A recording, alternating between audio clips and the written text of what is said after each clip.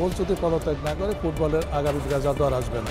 Coach Javier কাবরেরাকে Bangladesh football দল থেকে হটিয়ে দেওয়ার জন্য নতুন করে আলোচনা উঠেছে।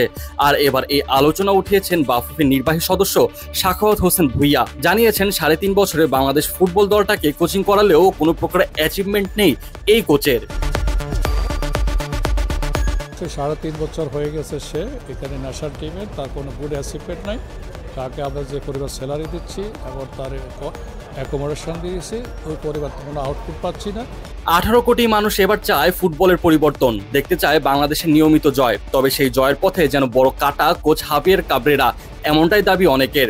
তাই তো সাখাওয়াত জানালেন কোচের পদত্যাগের কথা। 18 কোটি মানুষ একটা ফুটবলের রেজাল্ট জন্য অপেক্ষা করছে।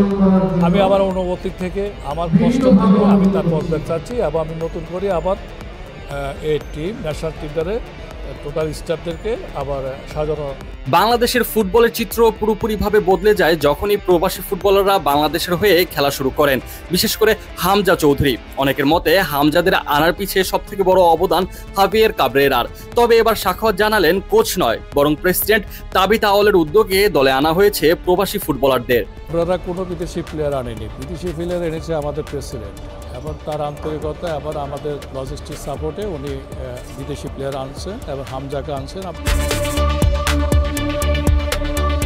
বাংলাদেশের ফুটবল প্রেমীরা অনেকটা মজা করেই বলেন, যখনই হামজা চৌধুরী সামিত সোম বাংলাদেশের হয়ে ফুটবল খেলা শুরু করে দিয়েছেন, তখন থেকে কোচ হাভিয়ের কাবরেরা বাংলাদেশের এমন বড় খেলোয়াড়দের কোচিং করানোর যোগ্যতা হারিয়ে ফেলেছেন। তাই তো বেশিরভাগ ফুটবল প্রেমীদের দাবি আরও হাই প্রোফাইল কোচ এনে বাংলাদেশ দলটাকে ভালো মতো পরিচালন করা। আর সেই সকল ফুটবল প্রেমীদের কণ্ঠ হয়ে সাখাওয়াত হোসেন নিজেও জানালেন একই কথা। 18 কোটি মানুষের পক্ষে আমি আছি, যেখানে আপনি আজকে সব জায়গায় 18 কোটি মানুষ তার পদত্যাগ চাচ্ছে ফুটবল ডেভেলপের জন্য। 3 বছর 3.5 বছর কোনো রেজাল্ট পাচ্ছে না। সো এখানে তাদের সাথে আমি সুর মিলিয়ে আমি তার একমত প্রকাশ করছি।